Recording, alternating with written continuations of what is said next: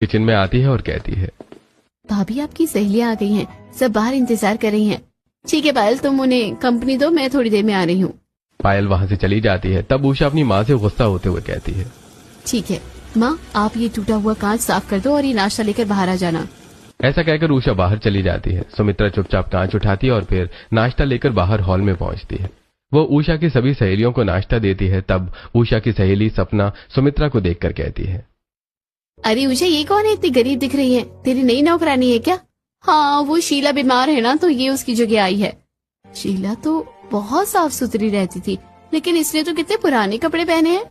अपनी सहेलियों की बात सुनकर उषा सुमित्रा से कहती है, जाओ अंदर और हमारे लिए शरबत लेकर आओ।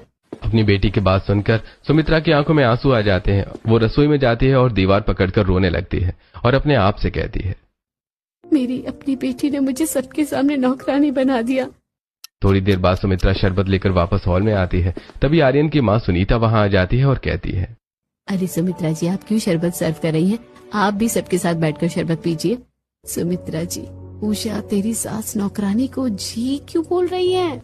अरे वो मेरी सास बहुत दयालु है ना, वो सबको इज्जत देती है। उषा, ये तुम क्या कह रही हो? ये कोई नौकरानी नहीं है, ये तुम्हारी अपनी सगी माँ है। तुम्हें शर्म नहीं आती अपनी माँ को नौकरानी कहते हुए? सपना और बाकी सहेलियां चौंक जाती हैं। हॉल में सन्नाटा छा जाता है। सुमित्रा रोते हुए अपने कमरे में जाती है। सुमित्रा कमरे में बैठकर सिसक सिसक कर रो रही है। अपनी सहेलियों के जाने के बाद उषा गुस्से में लाल पीली होती हुई कमरे के अंदर आती है और अपनी माँ से कहती है, क्या जरूरत थी आपको मेरी सहेलियों के सामने बार बार बाहर आने की? बेटा, मैं तो बस तेरी मदद करना चाहती थी।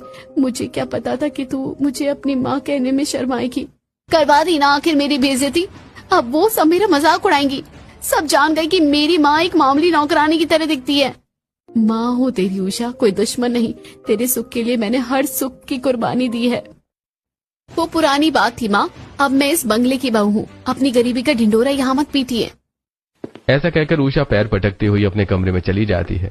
शाम को सभी लोग खाना खाने बैठते हैं। तब आर्यन कहता है, उषा, माँ जी कहाँ है? कहाँ है वो? उन्हें खाने के लिए बुला लो। आर्यन की बात सुनकर उषा सुमित्रा के कमरे में जाती है और उसे बुलाकर डाइनिंग टेबल पर लाती है।